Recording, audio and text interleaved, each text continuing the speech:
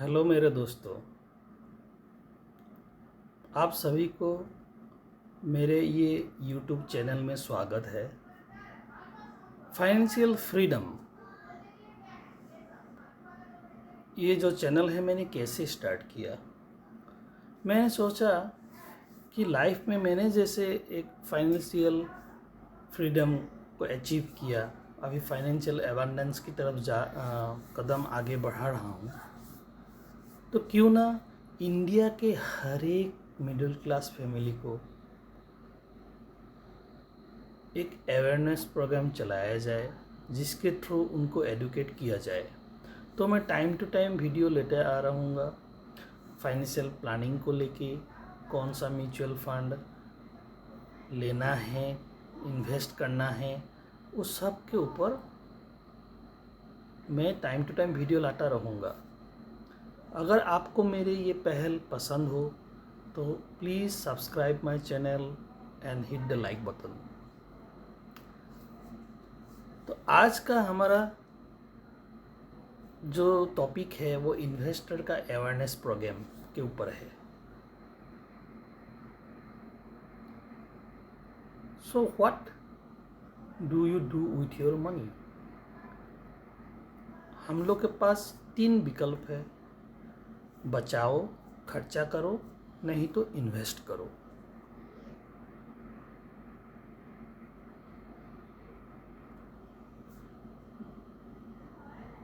Investment दुनिया का सबसे बड़ा दिग्गज इन्वेस्टर जो यूएस मार्केट में इन्वेस्ट करते हैं, वॉरेन बफेट साहब, उन्होंने एक बात बोली कि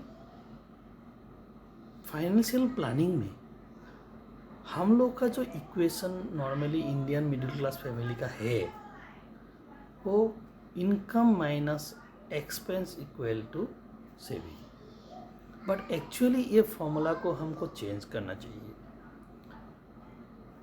income minus invest equal to expense.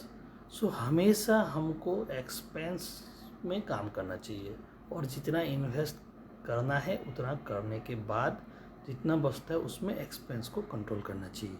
अगर हम महीने के एंड तक वेट करेंगे कि इतना खर्चा हो जाएगा, जो बचेगा इन्वेस्ट कर देंगे, तो वो डिसिप्लिन नहीं आएगा। और इन्वेस्टमेंट में 3 पिलर है जिसके थ्रू हम कोई भी गोल अचीव कर सकते हैं। One is discipline, patience and risk taking capacity.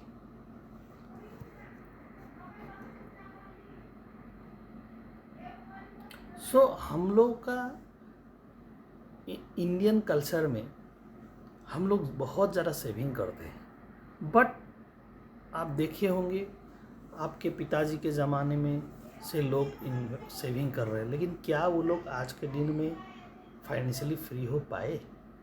उसका सबसे बड़ा रीज़न है ये मॉन्स्टर इन्फ्लेशन। ये क्या है? हमारा सेविंग को खाते रहता है। इन्फ्लेशन क्या है? गवर्नमेंट को, देश को आगे बढ़ाने के लिए, ग्रोथ कराने के लिए वो लोग मनी प्रिंटिंग करते रहते हैं। तो ये जो मनी है, ये जो कागज़ का टुकड़ा है, उसका कोई रियल वैल्यू नहीं है। रियल वैल्यू अगर किसी का है जैसे गोल्ड एंड सिल्वर, उसका रियल वैल्यू है। तो इसीलिए इसका परचेजिंग पावर समय के साथ साथ घटता रहता है, तो इसीलिए इन्फ्लेशन इसको खाते रहता है। तो इंडिया में ऑन एन एवरेज आप देखेंगे 10 to 12% इन्फ्लेशन एक्चुअल इन्फ्लेशन है। तो इसको अगर हमको बीट करना है तो हमको इन्वेस्ट करना ज़रूरी है। आप ये देखिए ग्राफ से, अगर आज आपका मंथली खर्चा 30,000 है, 20 साल बाद वही खर्चा आपका 80,000 होने वाला है अगर 5% हम इन्फ्लेशन पकड़ते हैं। यही सोचिए अगर ये इन्फ्लेशन 7% का हो तो it will be much bigger amount. So financial planning, financial freedom ये बहुत ज़रूरी है। तो इसी के लिए मैं ये चैनल ओपन किया हूँ ताकि एवरी मिडिल क्लास फैमिली इसके थ्रू बेनिफिट कर पाए। ये देखिए 1 लाख का सेविंग 35,000 रह गया। इसीलिए हम तो इन्फ्लेशन को हमको अगर बीट करना है, इन्फ्लेशन को मात देना है, तो हमको बहुत अर्ली स्टेज से सेविंग करने की ज़रूरत है। नॉट ओनली सेविंग, हमको सेविंग जो सेव किए उसको इन्वेस्ट करने की ज़रूरत है। सो एक कहावत है कि don't work for the money, make your money work for you.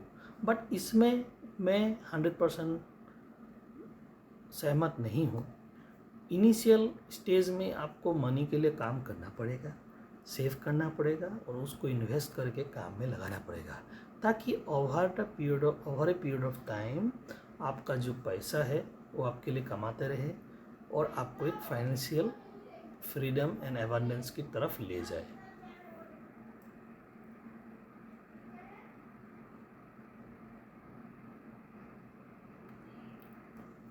और एक है, कभी भी सिंगल इनकम पे डिपेंड नहीं। जैसे कोई सैलरीड पर्सन है, बिजनेसमैन है, तो उनको हमेशा अपना इनकम स्ट्रीम को डाइवर्सिफाई करना चाहिए।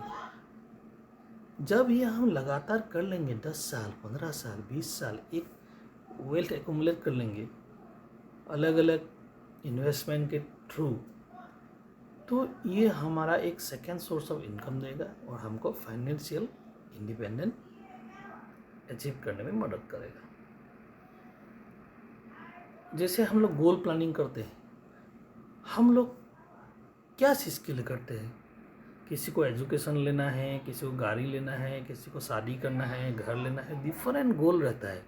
तो उस गोल को माइंड में रखते हुए हमको इन्वेस्टमेंट करना चाहिए। और क्या क्या इन्वेस्टमेंट प्रोडक्ट है देखिए, lower risk bank deposit, bond, insurance. Higher risk में हमारा स्टॉक्स है,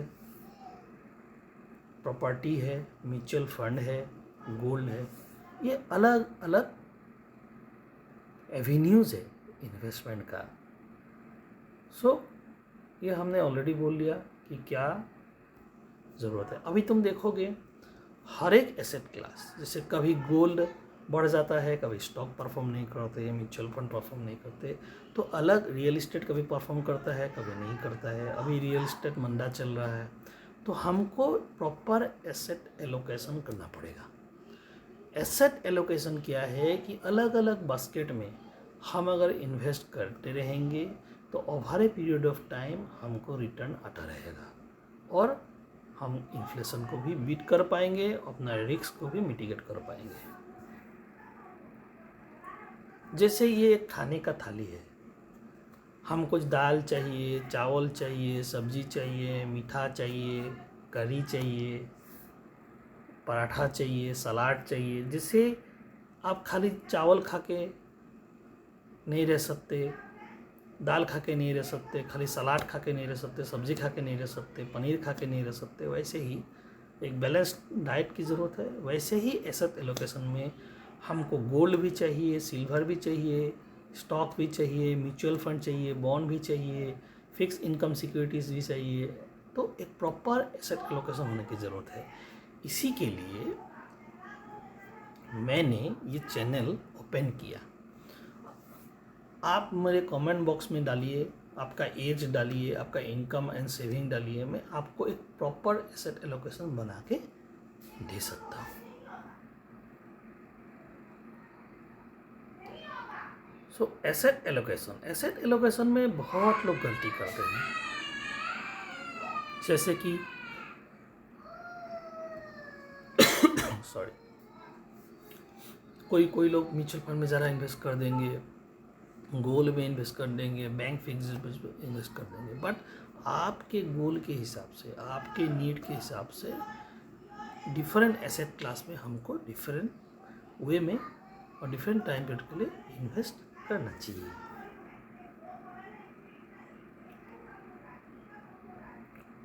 सो मैं नेक्स्ट वीडियो में आपको म्यूचुअल फंड के ऊपर A to Z बताऊंगा। आपको एक स्टार म्यूचुअल फंड भी बताऊंगा, जिसको आप इन्वेस्ट करके जल्दी रिटायरमेंट ले सकते हैं, फाइनेंशियल प्लानिंग कर सकते हैं, फ्रीडम हासिल कर सकते हैं। तब तक के लिए signing off, bye bye, have a good day.